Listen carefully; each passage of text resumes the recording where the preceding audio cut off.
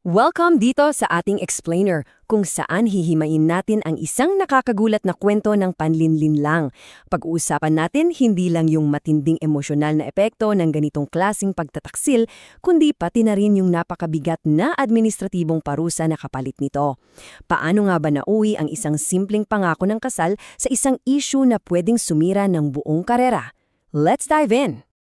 Para maintindihan natin kung gaano kabigat yung nangyari, pakinggan natin yung mismong sinabi ng nagrereklamo na si Jezebel. Sabi niya, pakiramdam niya raw para siyang napanis na pagkain na iniiwan lang sa gilid. Grabe, di ba? Ramdam mo yung sakit. Hindi lang kasi ito simpleng breakup Isa itong kwento ng pag-abandona na talagang sumira sa pagtitiwala niya. At bakit gano'n nalang kasakit? Kasi isipin mo, 2 araw. Yes, 2 araw na lang bago yung nakatakdang nilang kasal noong May 9, na sakto pang kaarawan ni Jezebel by the way, tapos bigla na lang pinutol ng partner niya ang lahat ng komunikasyon. 2 araw, handa na lahat. Tapos, biglang nawala na parang bula yung lalaking papakasalan sana niya.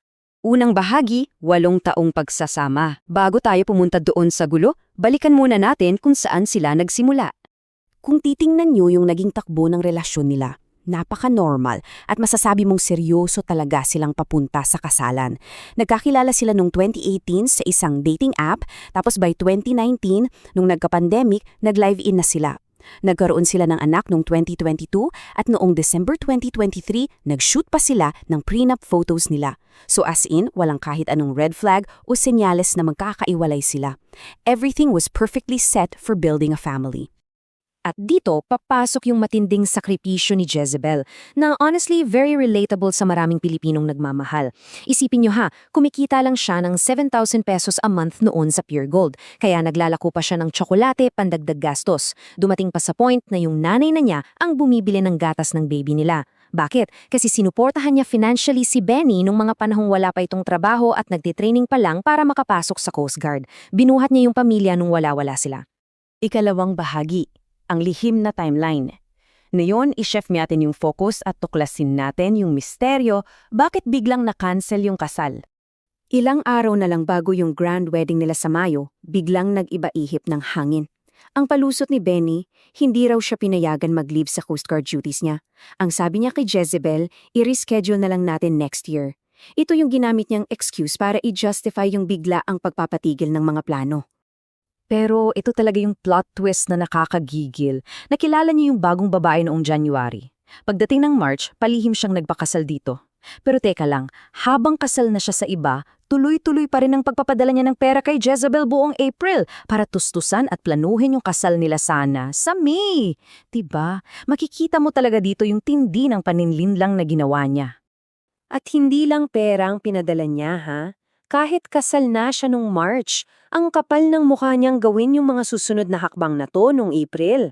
Sumama pa siya sa pre-marriage counseling sa Taguig, nag-apply pa sila ng marriage license sa Binangonan, at bumisita pa siya kay Jezebel sa boarding house nito. Aktibo siyang gumawa ng steps para lang ma-maintain yung ilusyon na tuloy yung kasal nila. Ikatlong bahagi, parusa ng Coast Guard. Dito napapasok yung reaksyon ng institusyon at kung paano tinitingnan ng Philippine Coast Guard yung mga ginawa ni Benny. Importante nating maintindihan itong legal concept na breach of promise to marry. Normally kasi sa batas natin, hindi mo pwedeng kasuhan ang isang tao dahil lang umatras siya sa kasal. Hindi mo naman pwedeng pilitin yung ayaw, di ba? Pero may malaking exception. Swak na swak yang dito. Kasi nakagastos na si Jezebel. May mga damages na incurred at super lapit na ng wedding date. Yung danyos sobrang linaw. Ayon mismo kay Coast Guard Admiral Tenseco, sa ilalim ng kanilang rules, ang ginawa ni Benny ay isang grave offense. Bakit? Dahil sa mga nagpatong-patong na factors na ito. Nandoon yung mismong panluloko or deceit, yung hindi pagbigay ng child support, yung matinding emotional at psychological abuse kay Jezebel, at syempre, yung paglabag sa standard ng pagiging isang officer and a gentleman. Kaya ang kapalit na parusa dito, mabilis at napakabigat.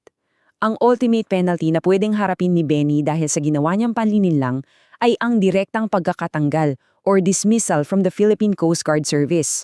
Ganun kaseryoso yung consequence. Ika-4 na bahagi, pagtatapat at pagtatapas. Silipin naman natin yung mismong confrontation kung saan nagsalpukan yung matapang na katotohanan at yung napakahinang palusot ni Benny. Kung ikukumpara ninyo, ang sagot ni Benny ay simpleng hindi ko sinasadya. Pinakasalan daw niya yung bagong babae kasi akala niya buntis. Pero kung itatapat mo yan sa realidad, na tinago niya yung March wedding niya habang mabusising nag-aayos pa rin ng May wedding preparations, total nonsense yung excuse niya, di ba? Paano naging hindi sinasadya ang isang bagay na kalkuladong-kalkulado at pinalo? Kaya nga tama si Jezebel nung sinabi niya na hindi makukuha ng pasensya yung sakit na ginawa mo sa amin ng anak mo. Isang simpleng sorry lang, walang magagawa yun para burahin yung psychological damage na ginawa niya, lalo na't may inosenteng 4 na taong gulang na bata na nadamay. Pero alam nyo, tatapusin natin itong explainer na may magandang silver lining. Kahit na sobrang sakit at traumatic nang nangyari, yung bigla ang pag-cancel ng kasal ay nagligtas talaga kay Jezebel. You are not tied to him. Nailigtas siya sa isang buong buhay na sanay pulo kasinungalingan at panlinlang, at para sa akin, she absolutely deserves a much better man. At bago tayo magtapos, iiwan ko sa inyo ang katanungang ito para pag-isipan.